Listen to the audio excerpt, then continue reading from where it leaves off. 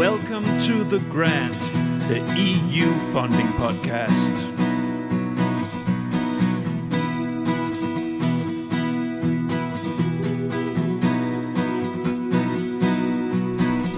The Grant.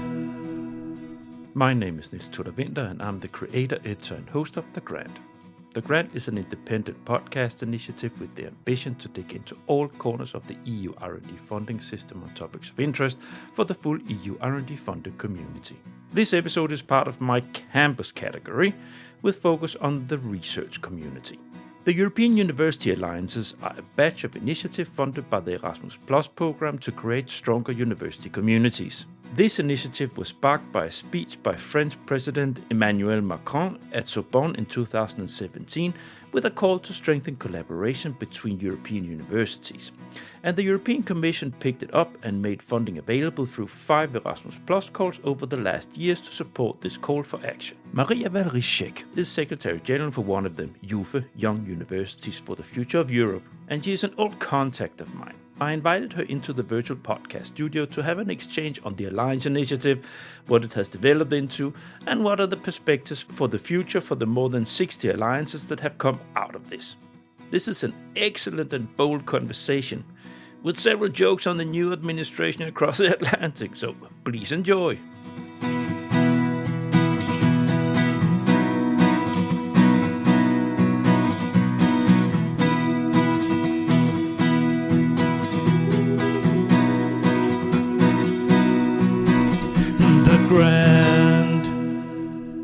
Welcome to The Grant, the EU funding podcast.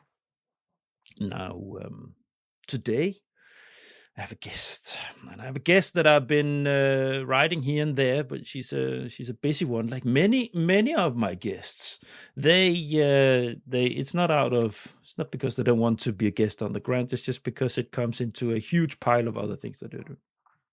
But I'm stubborn, as regulars will know, and I normally get my will and get people force them into the virtual podcast studio. Now, today we're going to talk about university alliances, and Valerie, you're working for one. Welcome. Thank you very much, Niels. Thank you very much for being persistent and inviting me.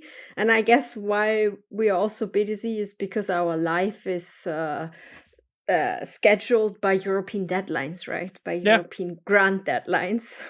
And that makes it so busy and complicated. But I'm very happy to be here. Indeed, I work for one of the 65 funded European universities alliances. What a mouthful. Mm-hmm. It is already actually my second alliance I'm working for. Since the 1st of September 2023, I work for YUFE, the Young Universities for the Future of Europe Alliance. Before that, I worked for a different alliance. So I was there from the beginning of the whole initiative. I was there when Macron had his famous speech. So I've been around with that a little bit. Which is also why I wanted you in. You've been around for a while in the Brussels bubble, so to say, and in exactly one of these kind of organizations that Brussels is flooded with. It's not just only within university or research area. It's I wonder if anyone can ever make a full figure of how many organizations, like associations and collaborations and so on, offices that you have in Brussels. But that's one of the topics that we're going to touch. So mind you out there, 65, the number that Valerie mentioned here, is something that we're going to get back to. Now, you already did a short presentation, but anything else you want to add about your career and your relation, like EU funding, what you've been working with? Yes, so even though I'm around with the European Universities Alliance for a while, there was a life I did something else, almost not imaginable anymore. But actually, I started my career in politics. So I worked in different parliaments, the Bavarian State Parliament, the German Federal Parliament, and that was a good school, I think, for what I'm doing now. And then I started working for a university in Brussels. Indeed, I'm based in Brussels. I'm originally from Munich, but now based in Brussels since 11 years it's already.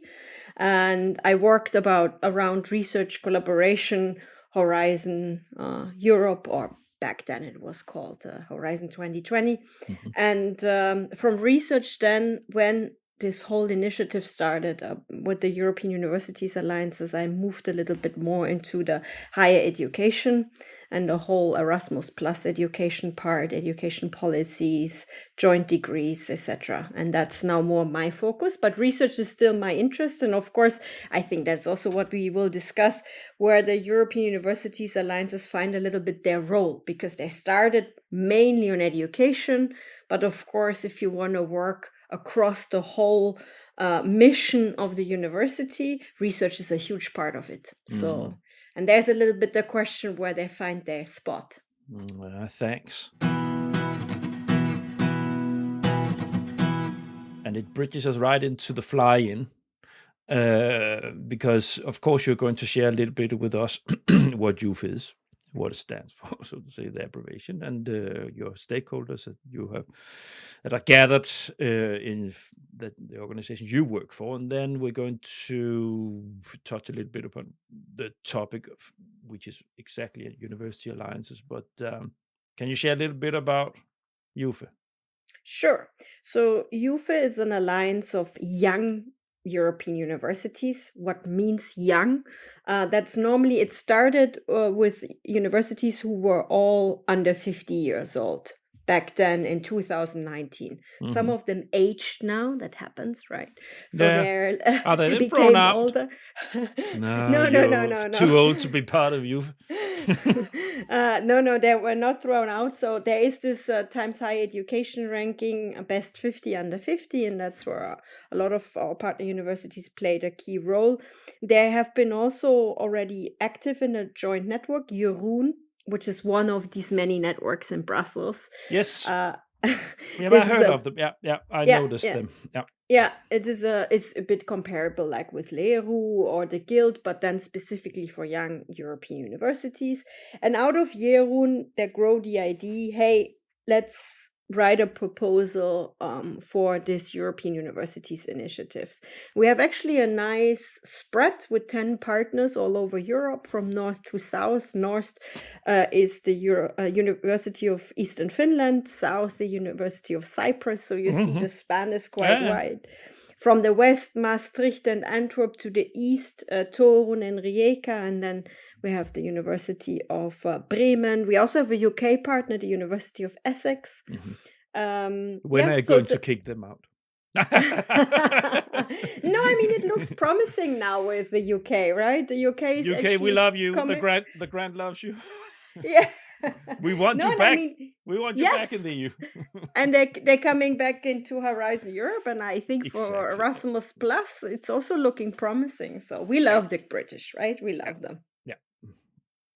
So in this 10 universities spread nicely over Europe had this dream of working together in the European Universities Alliance and actually create really a holistic model of a European University Alliance with joint educational programs based on values, offering diverse learning opportunities for different generation of learners. So not only for the classical student, bachelor, master, PhD, but also for lifelong learners, even include the citizens. So we offer quite a lot of opportunities also for citizens.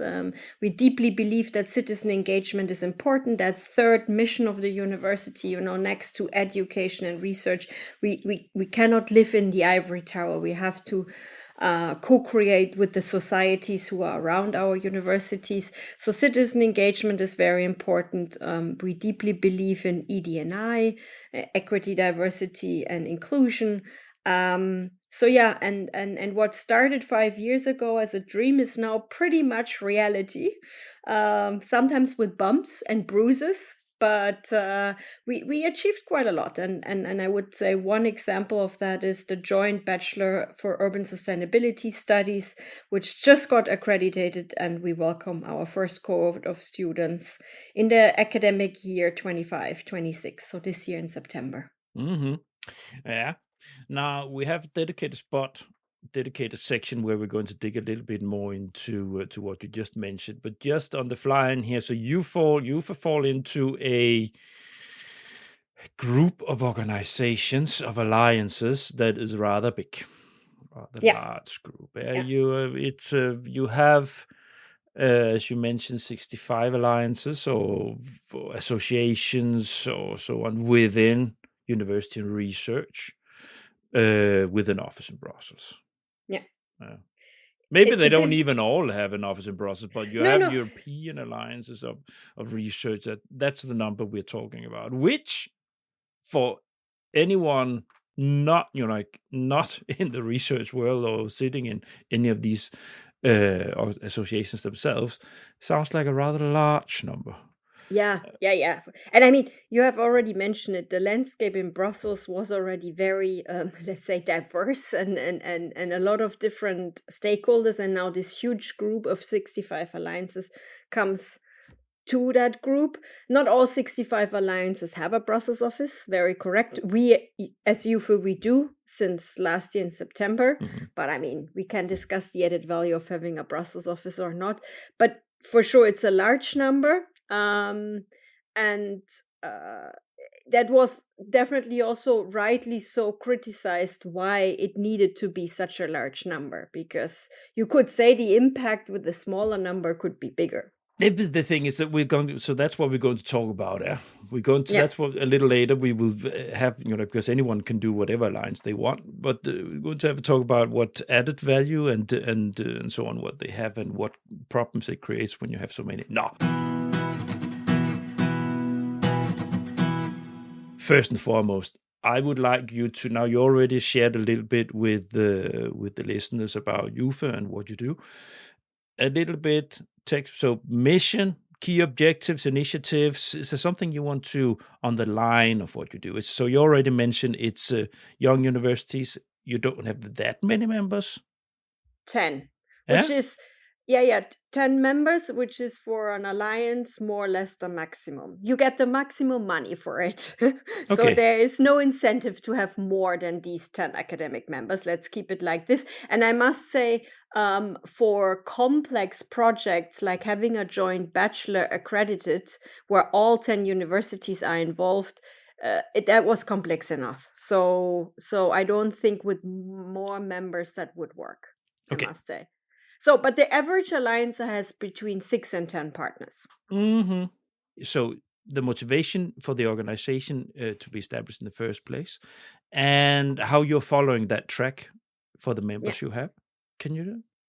Yes, sure. I mean, of course, maybe a little disclaimer. I wasn't around in 2019 with YUFE. I still was working for a different organization then.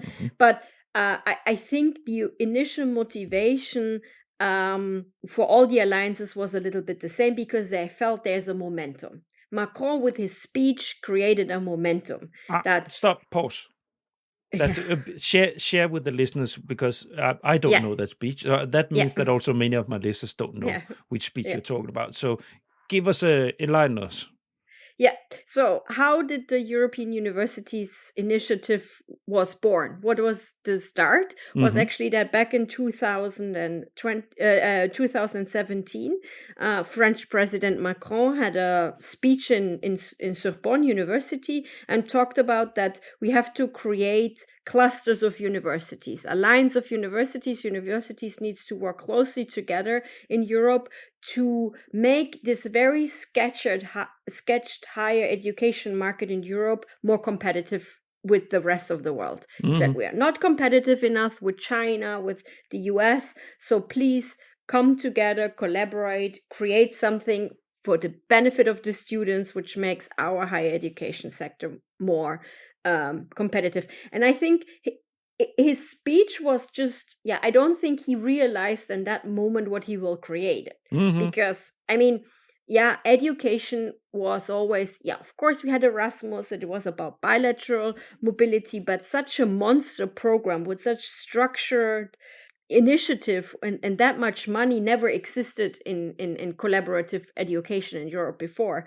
But the European Commission was very happy about what he said, and then rather quickly created an initiative which was translated into Erasmus Plus call.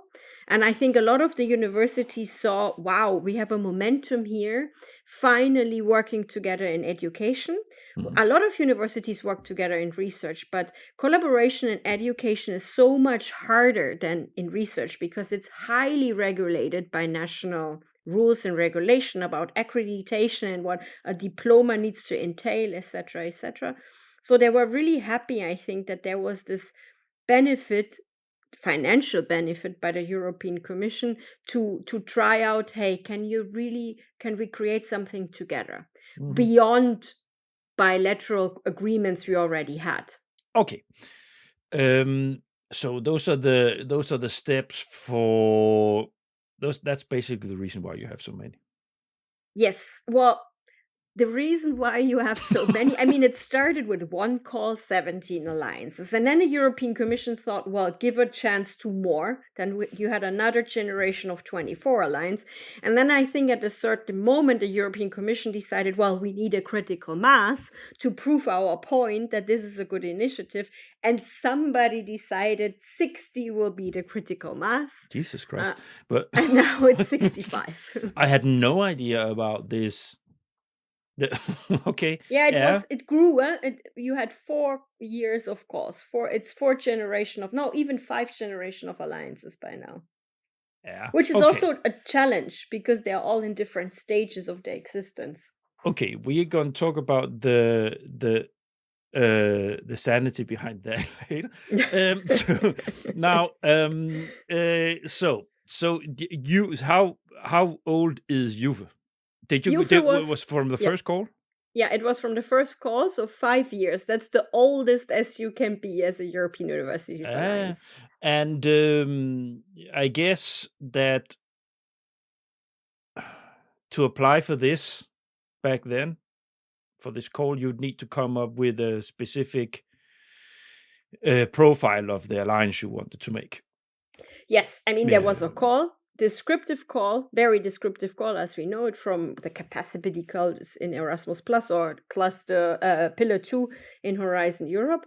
Descriptive call where you had to answer with a proposal to, and you knew, especially in the first call, it will be highly competitive because you knew only 17 will be funded. So no, the universities really needed to come up with something very ambitious. Sometimes maybe a bit too ambitious, I think, and that paid back. 17 alliances is not I would say many would be very happy. Sure, if there would be 17 Europe, projects that would be funded. Yeah. So, for Horizon Europe, but leave that aside. Yeah. What I wanted to ask you was was the profile for this for YUFE, what was the motivation? Pillar 2 on young universities, or is there any other? Are there any areas of content, so to say, of research areas you have zoomed in on, or is it broadly speaking, as long as you're under 15 years old as university, or how does? Well, I think it was that they are all young. It's just that was kind of the friend selection criterion. It's a little bit with whom do you go to the pub? And you normally look who are my good friends, and that was just because they already worked together in Jeroen. That was the go-to universities. I don't think the pure motivation like, oh, we are all young, let's do this, but that's made it easier to identify with whom you want to do it. And then what became quite quickly clear is that they do not want to focus on single topics, but really work across the whole core tasks of the university. So education, research, innovation, and of course, focus on the training opportunities because it's a training program, Erasmus Plus, and focus on values and the student-centeredness, etc. Okay. And so where has the alliance, how has it moved itself, so to say? How has the collaboration deepened? How has it matured over the years? Yeah, I think where it has matured immensely is when you look what structures we have built. In the beginning, of course, you start with a loose collaboration where you are 10 independent institutions and you get money to collaborate. And normally that's how it also ends, right? You collaborate on a certain topic and then you go away. But what the European Universities Alliances and that we definitely also see in YUFE really happens is that you build up structures for the long term, for the sustainability. I mean, you do not necessarily build up a physical campus together, but a virtual one. And you create diplomas together where you have students. So this is all quite of a high commitment. So I would say where we really deepen the collaboration is in the structures we have created together. And that, and the shared legal entity we have now since last year, and the Brussels office is just one of these examples of structures where the partners show really their long-term commitment towards the alliance and want to create something which is here to stay. Okay, so this is now we are zooming a little bit in on the actual effect, because any university, if you put money in front of them, will run after it. Yeah? So that's you have the call. Excellent. We can get funding for resources here. Run after it. Then you have a collaboration, as you said in the beginning. 10 different universities looking at each other. Now we are an alliance. But what you're talking about here is what it's supposed to be. Yeah. It's not supposed to be the motivation for funding from the Commission for any given call that you can run after, but the actual outcome of having common diplomas. Or what else do you do? Do you have it into your mission that you should apply for more Horizon Europe proposals together or collaborate? Do you have any sort of concrete collaboration points for deepening your collaboration? Now you mentioned the diplomas, but is there anything else? Well, the diplomas is for the classical students, then our Skills for the Future program for the lifelong learners, our civil engagement opportunities for the wider citizens. And we also, try to digitalize all what we do and create that digital virtual campus, as I said. And of course, in order to be in the long term sustainable, we really need to look at can we tap in more funding sources? Erasmus Plus is great, but of course there was also some funding we got under Horizon 2020. We now, this alliance has spillover effects. We are successfully applied for Marie Sklodowska-Curie co-fund project, where we have now this army of early career researchers, YUFE army of early career researchers. We get postdocs positions co-funded by the European Commission. And so, money attracts money, right? And you create then these spillover effects. But of course, this is all project-based money. And I think what we are now all really at the tipping point, at this crucial tipping point, is that we have to decide, well, what is so close to our heart and so crucial for the alliance that we are ready to fund it by our institutional funding and not by project funding anymore. Exactly where I wanted to go. That was my next question, because that's exactly, where I started. Yeah. We run after the money. Where's the money? That's the last thing you said. That's the important thing. Okay, you had some money to de-risk the building up the collaboration, so to say, and now, like with any EU project, what can stand by itself afterwards? No, exactly. And that is a little bit, I think, what you have to explain to the partners also very well, and why it's important that you have a coordinating figure like a director or a secretary general to tell them, well, EU funding always will be project funding. It never will be institutional funding. If it's 3, 4, 5, 6 years, so it always will come with a lot of strings attached. So I think there should be a baseline funding for the things we that we want to survive, even though tomorrow the European Commission says, sorry, we're out of money. Yeah. Because Yes. also we had so much effort, we invested so much effort by now that we're also on a point of no return. Even in an economical sense, if you look how much effort and cost has gone into the alliance, if we now would stop, the loss would be huge. So I think you also economically, it makes sense to put more money into the initiative from your own money, But it's not easy discussions. You'll be surprised how much any given association will be prepared to die if there's no money for it. I've seen it with my own eyes. I've been involved in things with. Sure. It's just if the funding is gone, and it all depends. All depends on what if any given organization, not just research, if there's an added value. Sure. If something that makes sense strategic importance. Yeah. So if any of these 10 members of yours, they see that this is of strategic importance for them as an organization to carve out from their looking at their Excel sheets. If we stop this, it's not good strategically for us. Yeah.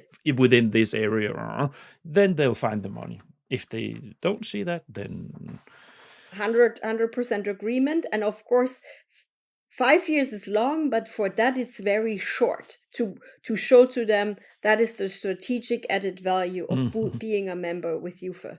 But we're trying that every day. And I would say, most of the cases also successfully, because also, first of all, this whole initiative is so big now that what is the alternative you're then outside of the initiative? And I don't think that the universities who are inside the initiative at the moment really want that. They don't want to risk to miss that boat of being part of the European Universities Initiative. So that is one thing. And then the second thing is also that, of course, the European Commission from the beginning said, well, this is not a project, this is an initiative. Mm-hmm.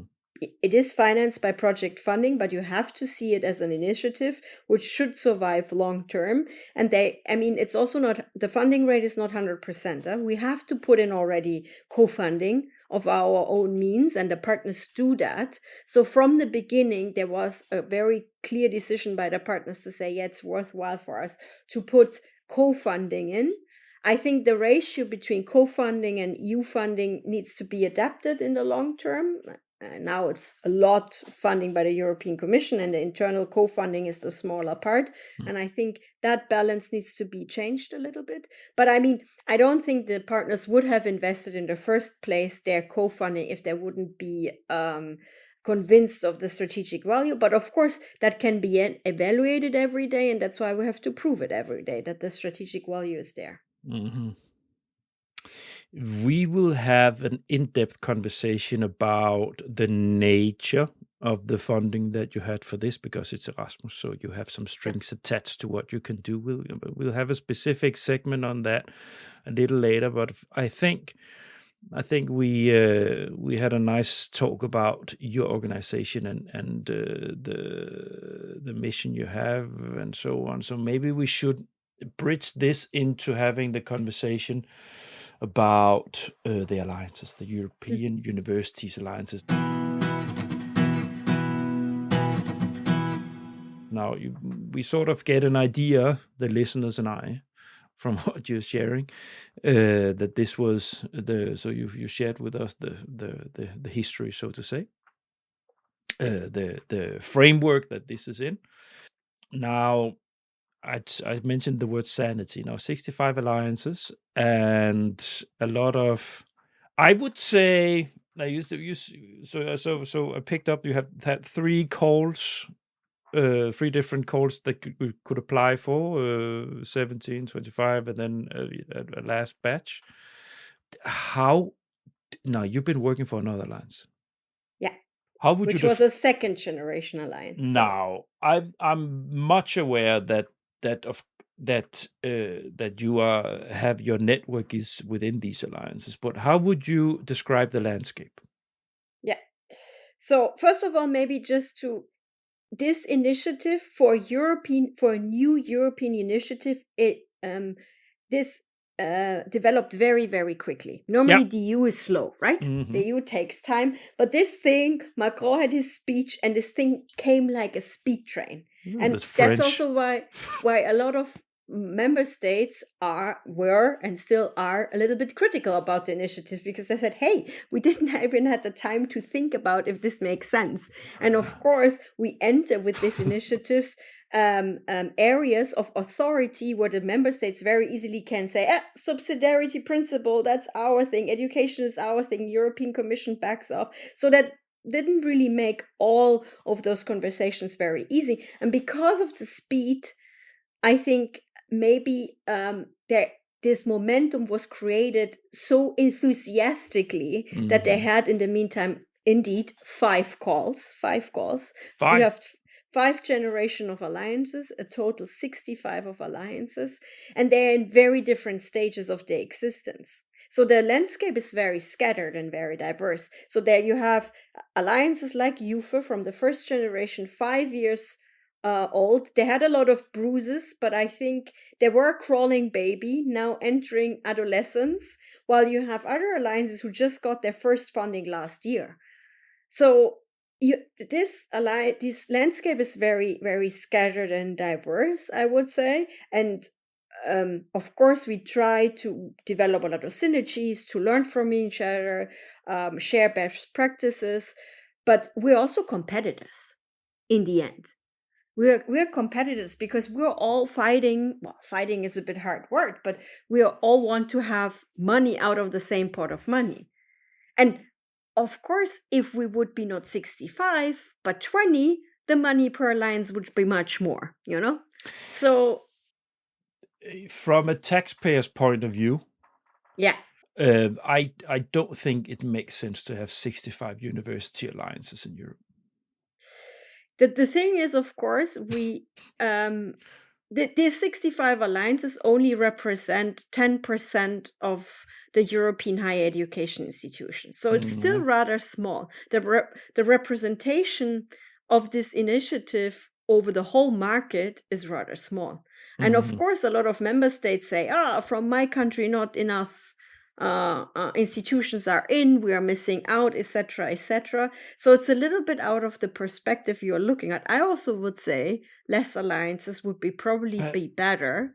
But of course, there's a lot of countries who see that differently because they see that they're not sufficiently represented. Okay, you know what? I would say this. I say as the grant.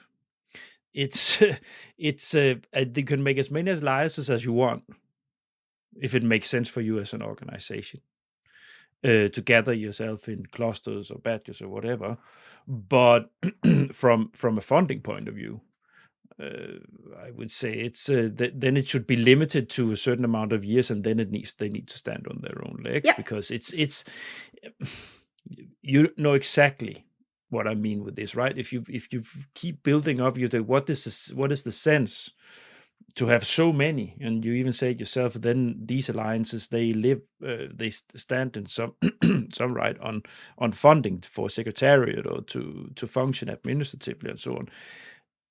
It's it doesn't. There's no simplicity in it. It's then the alliances. Then these alliances should maybe turn into associations, where you, or whatever they would call them, to bundle the interests. But it's. No, for sure. I mean, first of all, maybe the philosophy behind Erasmus Plus is also a little bit different than the philosophy behind Horizon Europe. Horizon Europe is based on competition, while Erasmus Plus is more based on diversity and inclusion of different regions, parts, institutions, etc. So that is, of course, a little bit of a different starting point. But I agree that we have to prove that at a certain moment we can be self-sufficient, at least for our core business, because otherwise we will end up a little bit like the EIT and the KICs, so the knowledge and innovation communities, who are actually funded for 7 years with the clear goal, be self-sufficient at the end. None of the KICs really can show that. And now the critique from different member states is immense, because they say, well, you prove every day that you're not self-sufficient. How long do you want that we pump money in you? And I really think as the initiative, as the European Universities Alliance initiative, we should avoid that, because member states at a certain moment will just stop the funding. Yeah. You know? Well, they, naturally. Yeah. It was never. I would be surprised if that was the idea from the beginning, that there should be an infinite funding source for these alliances. I guess that this was something to try to kick to the pile of leaves of the European university system, to give some fuel injection for collaboration and so on. So that's fine. But it's also eventually things needs to. It's a little bit like with anything else when it comes to funding. If it doesn't make sense without the funding, then it's probably not worth the stand. I agree, but I would put a little but in there. I think also there the nature between education and research is different. First of all, education costs a lot of money to universities. Research can bring in some money to the universities, also with patents and innovations. So, and education is much harder to collaborate on the European level. That's why it also needed that initiative to really push that and start that. So I think you it's fair to say that you need a little bit more patience before you can see really the fruits of the work. So while I agree, the funding cannot be endless, you have to give a realistic horizon. But what is a realistic horizon? Is that 5 years, 7 years, well, 10 years? We will see. And that is very much up to discussion. And that's also why it is incredibly important that we as European Universities Alliance can show our impact in the end. Yeah, I think going back to what we discussed now 20, 30 minutes ago, these things, funded projects, collaborations and so on, if the members of that, partners of that, if they can't see the added value enough to strategically find somewhere something in their budgets to put into the collaboration themselves without the funding being there, then it's difficult. No, because then it's just running after the money, as I said in the beginning, and you don't want to be in that place. Fully agree. Because then it's just you could discuss that with my partners, because sometimes I have the feeling they don't believe me. No, I fully agree. You it's about prioritization, because of course all of the whole sector now is suffering from budget cuts. I see fully that the money is not getting more, but I think it's about prioritization. And if being in that alliance strategically makes sense, then indeed you need to prioritize it and put your own money in it. Yeah, and you know what? Now I'm going to bridge this. I've been wondering how I can bridge this, but I've become a more and more experienced podcaster. I'm going to bridge that into the source of the frame that has been put upon these alliances. So we'll give you a box of money, but you have to apply from this box, Erasmus Plus.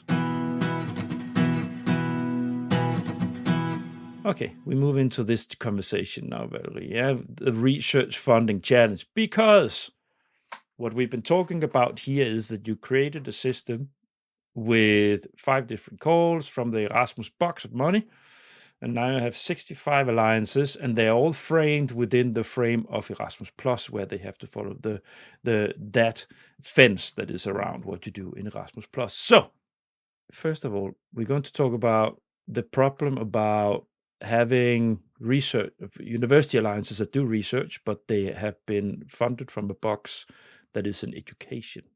Yeah. Broadly speaking, it's more, the Erasmus Plus, it's more elementary school. high schools. It's lifelong learning, so it's skills, vocational training. It's in that corner. So I know that this is something you have an opinion about. Do you want to kick it off yourself? Sure. I mean, yes, it is problematic, first of all, that you create such a holistic initiative. And actually, also, when you read the call text, they really expect from us that we cover all the core tasks of a university, that we basically do everything together. And then you have that money which comes with a lot of strings attached and says, oh, actually, we only give you money for education, mobility, and training. Well, we all Are those your work packages? Well, no, it's not that simple, I would say. But I mean, that's our core activities at the moment. Yeah, because that's what we can get money for, right? So of course, we found I think all alliances had a little bit of strategies to find their ways around to sneak in a little bit of research. For example, we do a lot of training programs for early career researchers, for doctoral candidates, for postdocs, which is all fine and can be funded by Erasmus Plus because it's about skills and training, you know? Yep. But of course, research per se cannot be funded. And the European Commission has the opinion, hey, if you want to do collaborative research, then apply for Horizon Europe funding than other consortium do. And I agree. I think that's what we should do. I think that it is highly competitive, but Horizon Europe needs to be highly competitive because that's how it became that status in the world. The ERC, for example, that's an excellent program and funds excellent research, and not everybody. So I think it's totally fair to say Horizon Europe needs to stay competitive, and we do not earmark money for the European Universities Alliances to do research. But of course, between black and white, there's also always a little bit of gray. So what the Commission did was that they, in the Videra part, they earmarked a little bit of money for the alliances. It was, I think, 2 million euros per alliance, where the alliance could at least work about, collaborate on a research framework. So, for example, we had a project about research assessment, about open science. And that was kind of nice money and really also created a lot of nice synergies. And with that money, you could create a framework to then apply for pure research project money. And I must say, we had that project, and it was very limited. It was 2 million euros. And there it would have been very nice to have a little bit of additional funding. But while the European Commission said no more earmarked money, and I think there is a very fair argument, because if you start to soften that competitiveness aspect of Horizon Europe, well, then you lose the essence of the program. But well, Sure. maybe no Horizon Europe in the future anyway, so we will see what will happen. That's so gloomy. That's a typical Brussels bubble comment. Maybe that will be That's true. That will be funding, don't worry. Trump will take it all, and then Russia will take the rest. No. Now, this is what we have here. It's a classical problem of boxes and silos. So you have a French vibrant president that is suggesting something, and then the commission, because it's the French one that says it, it runs very quickly after it. No, I'm just joking out there. We love you also, you're French. Runs after it and makes something out of it, but then you decide to make it in a box. You make it for universities, but you make it in the education funding box. So that's where it went. So where should we finance this from? And they put it probably in Erasmus because it's the collaborative box. You could also, in my opinion, just 2 cents of the grant, you could have made a coordination and support action box in the Horizon, and then it would have fitted in there. But leave that aside. The commission decided to make it an Erasmus Plus box to pick it from. And then you have the Salat, as you say in German. You have you have universities that work with research, and then they have to put it into a frame of education. And so yes, You can do that, but you will probably have many of these 65 alliances struggling to get their head around how they can fold out in full what they actually would in such an alliance under the frame that has been given what they can actually be funded for, what the money eligibility activities, so to say. Valerie, for Christ's sake, but Of course, I mean but that's how it works. I mean, Yeah. European funding works in boxes and in silos, and there's one DG which is responsible for the water, and the other director general is responsible for this. And I mean, I still believe that in the first moment it was a conscious decision to include it in Erasmus Plus because they really wanted to push that collaboration in education, because that's something didn't really exist on that wide strategic level. Also, understandably so, because collaboration in education is so much harder than collaboration in research. In research, you have a lot of low-hanging fruits. You concentrate on a certain topic. But education collaboration, the amount of legal rules you have, and if you do it with 10, you have 10 different cooks, meaning 10 different national systems. So it's much harder. So I understand that the Commission said, well, but now there's the momentum. We finally push European collaboration in education, which is now very separated, scattered in different countries, and like in Germany, even in different Länder. I mean, in Bavaria, education is different than in Hamburg. Yeah. You know, and that cannot lead to a competitive market. I agree with that. So the focus of education was consciously done, I think, and rightly so. But of course, then in the end, it's also this bureaucratic moment of the European Commission that just, I think, one director general was faster in jumping on the idea, you know. Maybe. That we don't know, but so that's okay. So that's let's not walk so much around this. But what I wanted to, and what I also put here, what we discussed in the pre-talk, how do you navigate in this? Do you know what are the okay, without mentioning the things that you cannot say about criticism around, because I know, of course, you cannot.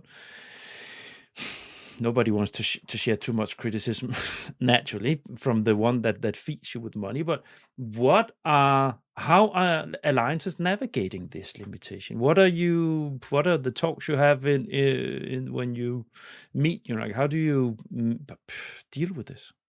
Yeah, I mean, there is a high amount of frustration that research cannot play a bigger part, because that would help us also as alliance to grow more into the faculties, which is at the moment hard. So I think every alliance tries to find certain initiatives or activities to work around that. An internal incentive fund, for example, to fund little research projects by themselves, or at least the facilitation of research projects. For example, in our YUFE central office, we recently have hired a funding advisor, part of her job is to really scan funding opportunities, looking at, hey, where could we bring those researchers together outside of Erasmus Plus and outside of the core Erasmus Plus project, because there we can't. So it's a bit of, one colleague of an alliance said, we have to create an octopus, you know, and with the different arms of the octopus, we catch the different funding opportunities. We do not get it out of one pot. We have to kind of, with our 8 arms, grab into 8 different pots. Yeah, and I guess, you know what? I guess the most vibrant of these alliances, they say, okay, we have a frame. We have here a skeleton of collaboration. So now we sit in the same room, and we are funded for these kind of activities, but we can also talk about something else. When we are in this room. So here we talk about the training, but it's easier to get together for Horizon Europe collaborations or move towards other things together when you're already in the same room with one thing. Yeah. Discussions also go in another corner. You're just not funded for it, but it's synergy effect. My best guess is that your partners, your members, they have raised their collaboration activities in Horizon Europe activities in between them after they joined this. No, and I mean, one example is our YUFE for Postdoc project I mentioned earlier. That is a great project funded under Horizon Europe, MSCA co-fund action, which now gives us the possibility to hire joint postdocs. So they're hired by one university, but they do secondments to another university. So there is research collaboration between two professors who supervise those postdocs fellows, and that was definitely coming out of YUFE the Erasmus Plus project, but indeed people sitting in a room and on a side talk discussed, hey, maybe we should have a postdoc together. Yeah, and you know what? You probably already do that as a secretary. Jenny, you have an Excel spreadsheet probably where you sort of put these things in because it helps for the motivation that they are in the collaboration formally on this, what has been funded around the Erasmus, but everybody gets synergy effects out of it, which gives added value to what they do. Yeah. No, and the potential is huge and the interest is huge, I think. But of course, I think with research, you also have to see that you accept the academic freedom, because researchers really want to work together with the people they believe that is a good add-on to my own research. And if that's now within YUFE or without YUFE, the researcher should be free to choose that, right? So I think you can create certain incentives to at least say, hey, get to know the YUFE partners, get to know the colleagues at your YUFE partners. But in the end, I think with research, it's really very much an individual decision if you want to collaborate with somebody, because it needs to make sense from your researcher's point of view. Yeah. Researchers are researchers, right? Yes. If they work within the same area, they can talk endlessly about their own subject, and if they have another one that also is within the subject, they will never finish. So if you put them into the same room, then they will find out something. And the more experienced researchers, of course, often already have a good network. But that's why in YUFE we really concentrate on the early career researchers, because there we can offer them a great European network, which then maybe not necessarily have already. Also because in YUFE for Postdoc, we also have a lot of non-European fellows, Yeah. Do you also have for the young researchers? Do you support them with going after funding? Yes, proposal writing and how to. They have workshops on different on different topics, also on skills or different sets of skills. No, but we motivate them, and some of our partners also already have internal incentives in place when people go for funding together with other YUFE partners. Yeah, honestly, I have a big heart myself for juniors, so to say, within all kinds. So I would be interested if you would like to make a podcast episode focusing on your young network. Actually, like postdocs is kind of my preferred target group. In my previous position, I made an academy, a European academy for postdocs between 3 European universities. And we're thinking about if something like this we also could create within YUFE. So I think it's a great community to work together. I would be very happy. No, you can think over that. I would love to have an episode zooming in on how you support them with the approaching funding, because that's no. Yes, but they're the easier target group than the full professors, I would say. Of course. Don't quote me. Oh, everyone who's been listening to the grant, any regular will know that the old ones are the difficult ones. The young ones there to work with. No, I said that. No.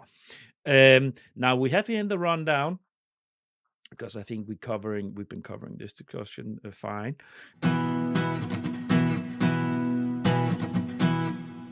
Now the next segment, we've already been touching some of this, but maybe just to dig a little bit into the role and the impact of the alliances. We already talked about the alliances. We already discussed it a little bit, and here we talked about if they're making a difference, if they are making a change now, and what are the perspectives from universities and student and policymakers. So here we maybe take another dig into the content here. So what the alliances are doing now. You've been working for one, and now you're working for another. So you have the perspective from two.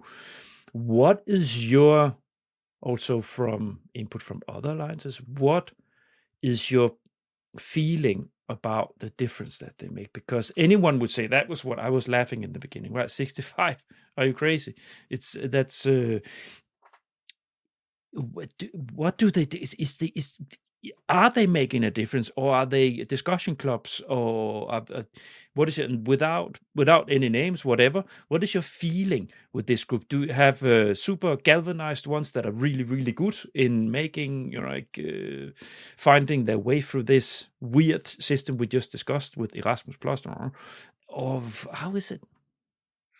Of course, like for a certain level, you also have to be a bit of a discussion club in the beginning, because you have to figure out what you want to do. And as I said, you really need to introduce structures which will last, and that needs to be done properly. So you spend quite a lot of time on yourself and how to organize yourself. And I hope with every year of existence that will become less. But I think the impact that initiative has done for education is really big. Yep. Like if I see the education in Europe, higher education in Europe, lifelong learning probably also to a certain extent, but mainly higher education in Europe, the quality has increased for sure. The innovation, what kind of about challenge-based learning, new digital formats. So the innovative aspect of changing education into new models, that is huge, because you have this variety of alliances who ensure that you really try out a lot of different models. Some fail, fair enough. And then you exchange on the ones which are successful. But also because you have the 65 alliances, you also include a lot of different types of universities. So it's not that you only do that for technical universities or comprehensive universities. You also have universities of applied sciences. So I would really say that you can say a very broad, for a very broad group of higher education institutions, the quality of education has increased, and also the means of education has been diversified, which is definitely an added value for the students, and for the future generation of students. And let's move a little bit into that, because one thing is, okay, so I'll take your word for it, because you've been inside the alliance world. Now, we talked a lot about the universities themselves and added value and strategic importance and what it gives to them and their frustrations on. But what about the students? So that's that's your sort of, that's your end user. Well, how are they? What are they?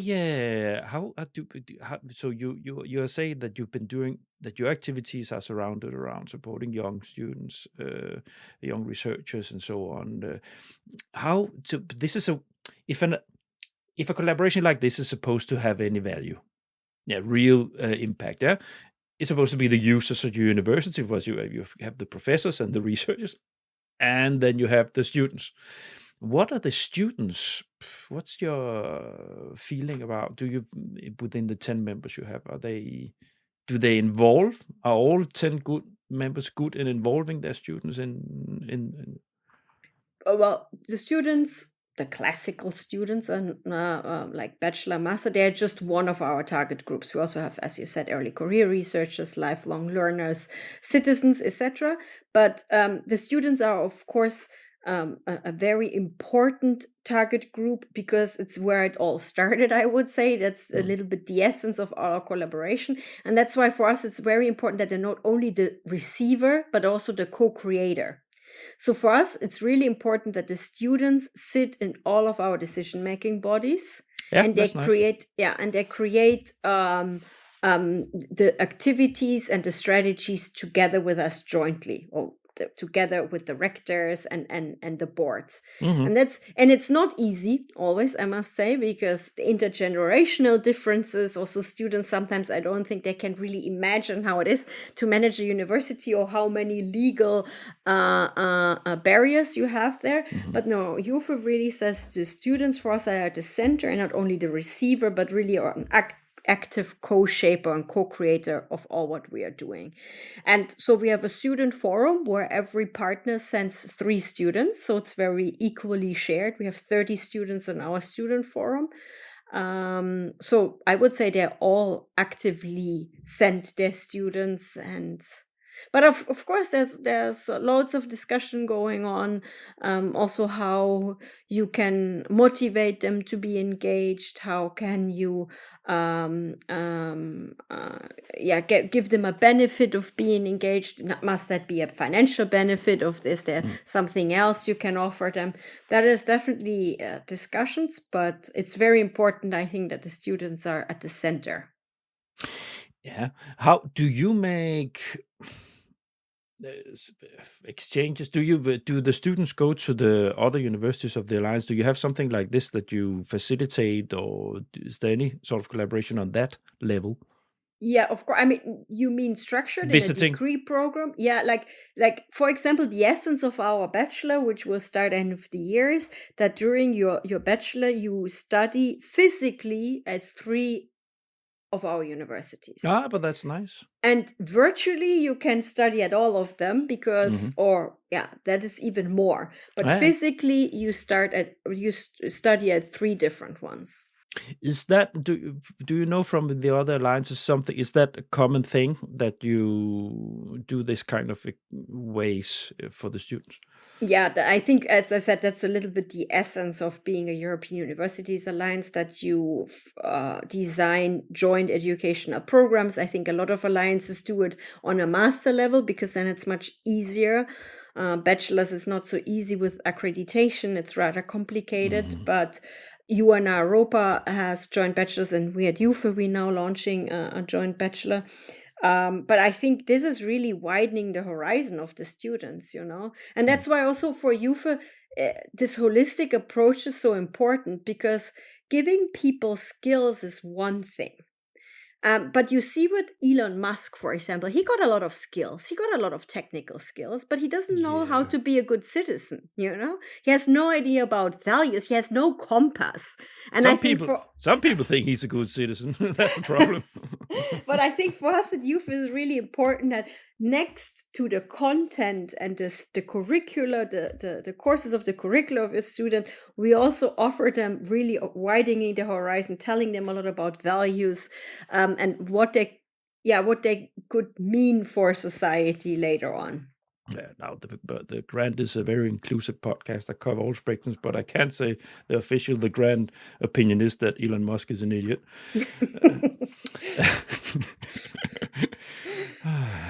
No.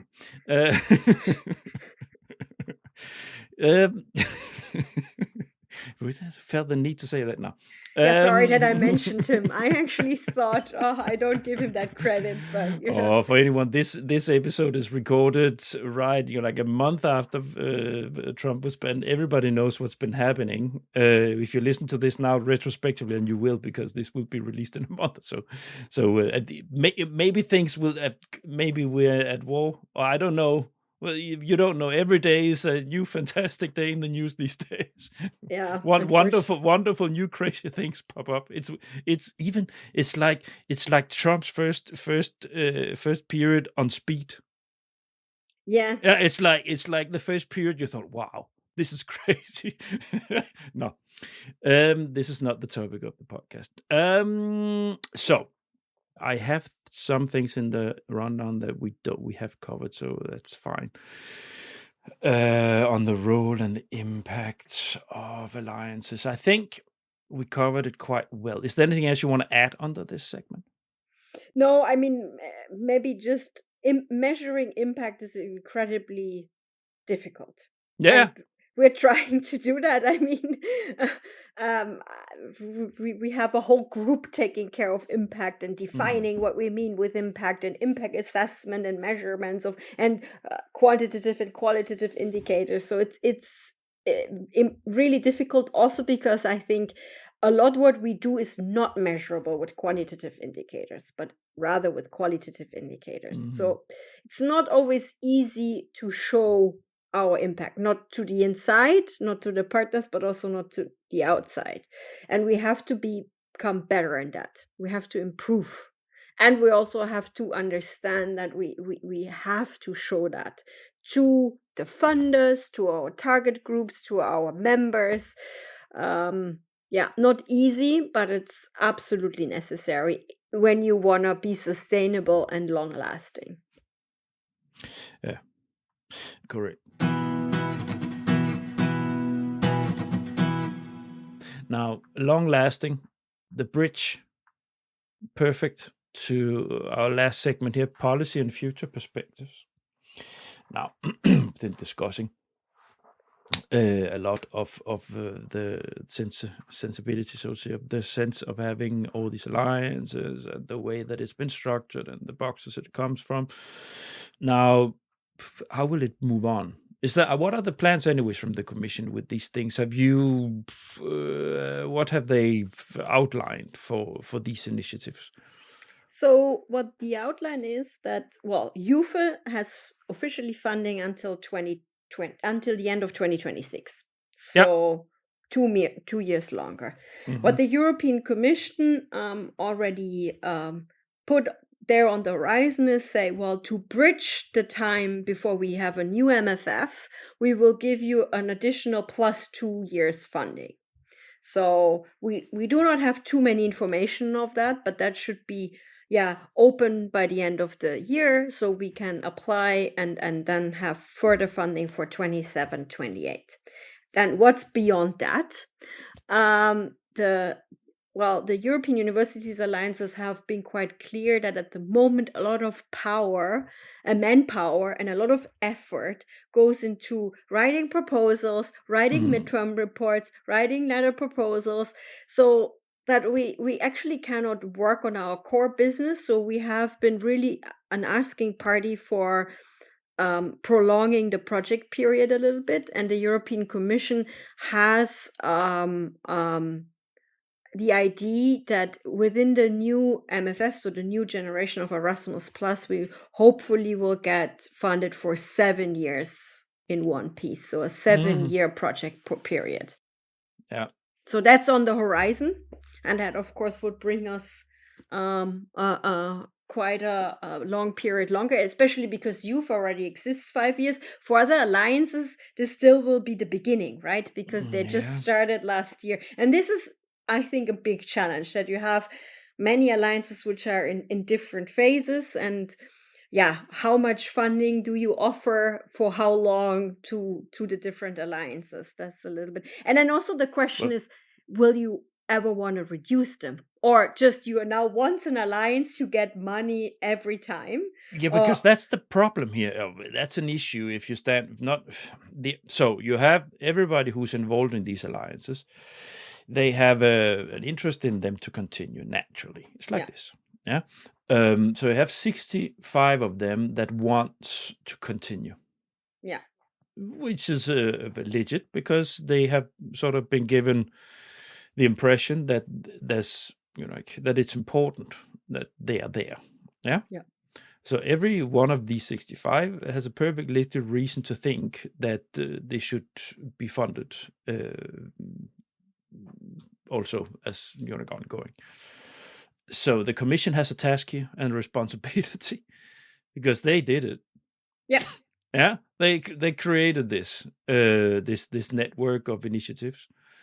So it's and you never know where these things are going. Probably they will fund them, but you could also think that they themselves would be reasoning like this. Wait a minute, that's a lot of alliances to fund for 7 years. Maybe we encourage in the call text batches of alliances that go together, or what, because Yeah. it's Yep. Personally, I really think it would be healthy for the initiative if we kind of enter a phase of consolidation now and actually reduce the number of alliances for sure. yeah. But then, indeed, what are the rules for that? Because it's totally unfair at the moment because the alliances are so at different levels. So how can the alliances who just started catch up with the ones who are around for 5 years, like YUFE, until the point in 2028 when there is long-term funding on the horizon. So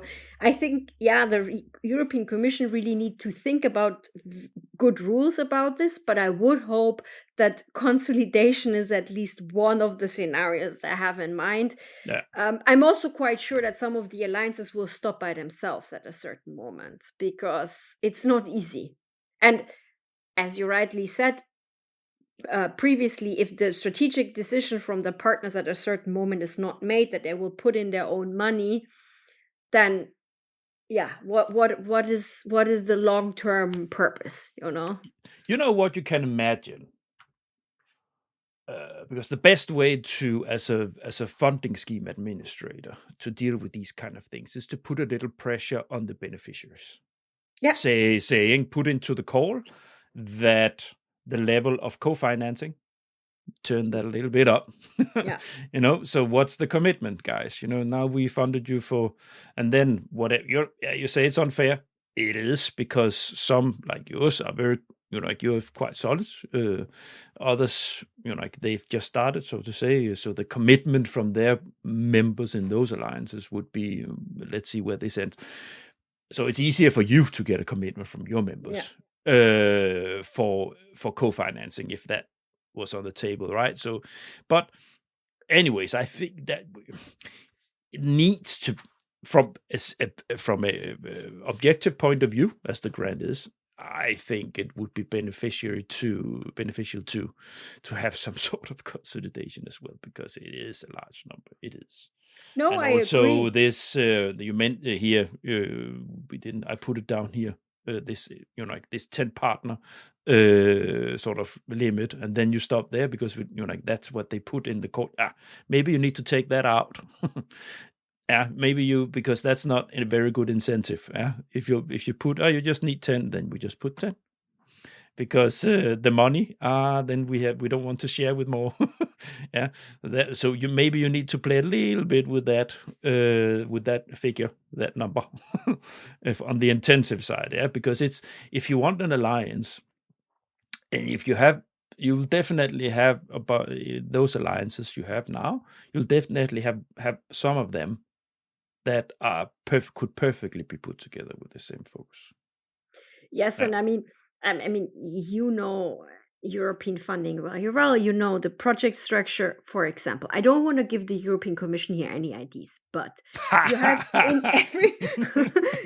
every in every project, you have work package 1 is on management and coordination, correct? Why should the European Commission give us for years and years money to organize ourselves when after 5 years you could expect that we organize ourselves without getting financial incentive for that? So I think, to put money on the same thing again and again, I also don't think they will do that. My partners will hate what I say now. They will hate it. Maybe, but if we whisper, they won't hear it. So I don't want to give the European Commission ideas. Sorry, partners, but I think my opinion by now. I just think that is. Rather we spend the money on new test beds or new innovations, because I think that's the role of European money. The role of European project money is to give you the freedom trying out things which are high risk and you have no idea if it will work. On those things, it's very hard to use your own institutional money because you don't know if it will work. And that's the nice playing money you get from the European Commission. So you have the freedom to try out things where in the beginning you actually have really no idea, will that fly or not? So great, use the money therefore, but not use it like for years and years for your management, Yeah. I mean, I just now make the connection to Trump. Oh my God. You know what that is? You know what that is? We're home alone. We need to spend our money, and we need to look a little bit about how we spend our money. Yeah. So maybe it will come by itself. Yeah. That will need to be a prioritization of where the European money goes. So Trump might solve it for us. Yeah. Thank you, Trump. Thanks for being crazy. Yeah. All right.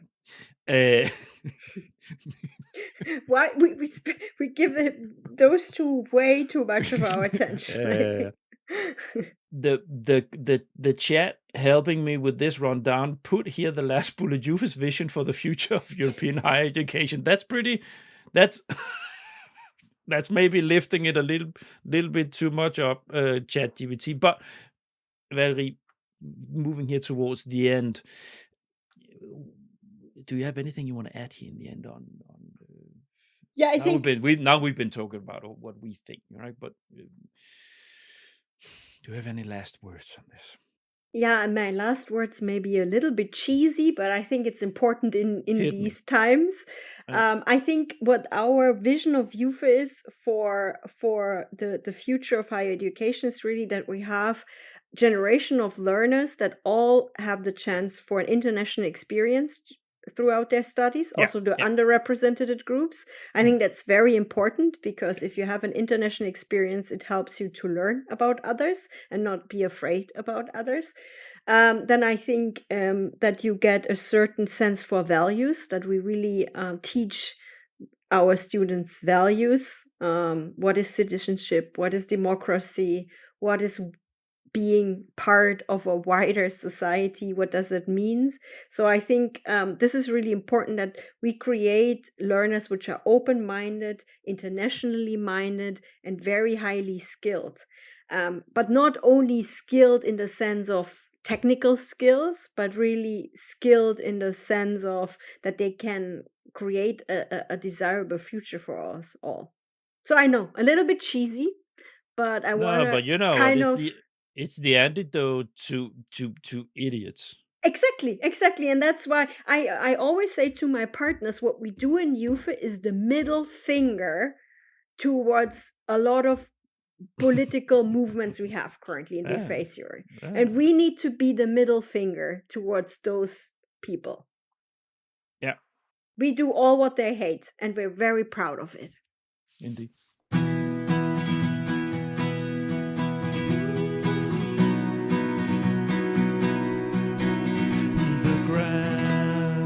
That's a nice note to end on here. Now, Valerie, my segment I have in all episodes. The toughest challenge.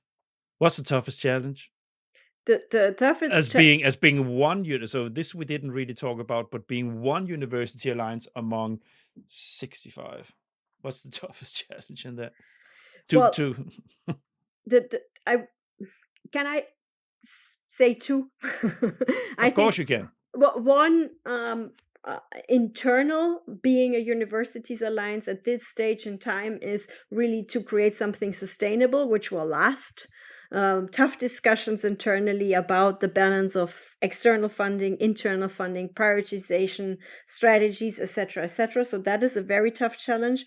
And I think within the group of 65, the challenge is, showing why we are unique and why students should choose for us and not for one of the other alliances. And of course, we're all friends and we love the other alliances and we exchange with them regularly. But as I said, we're also competitors and we're fishing all for the highly talented students. So to show why it's great to choose YUFE over others, that is a challenge. Of course you don't like to see other alliances being successful with doing what you do. Of course you don't. It's like this. We all collaborate and so on and so forth. You meet each other at events, but at the end of the day, don't come to our universities. Don't go there.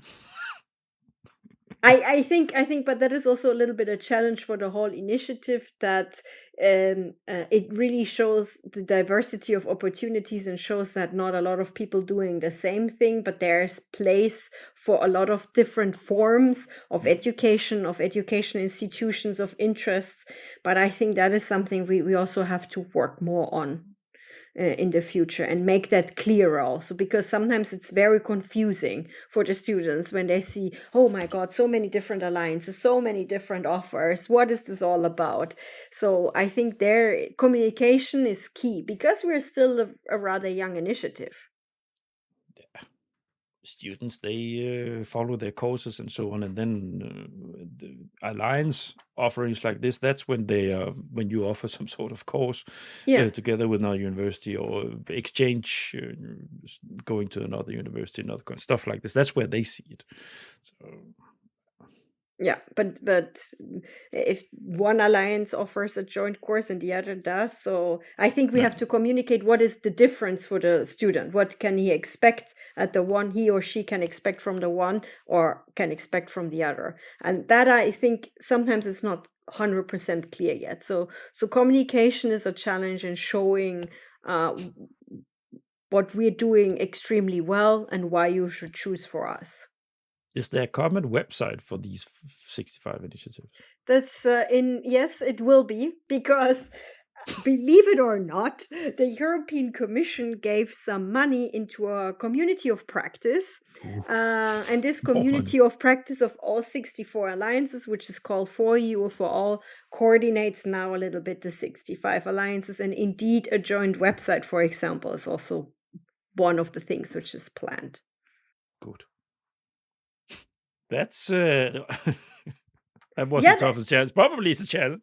Yeah, because it's for me, to be quite honest, sorry, community of practice, which I'm sitting in the board at the moment, so I shouldn't say that, but well, I will say it. I think it adds another layer to the lasagna. You have the partners, you have the alliance, and sometimes it's already hard for the partners to say, well, this is individually from us and that's within the alliance, and then you have the community of practice on top.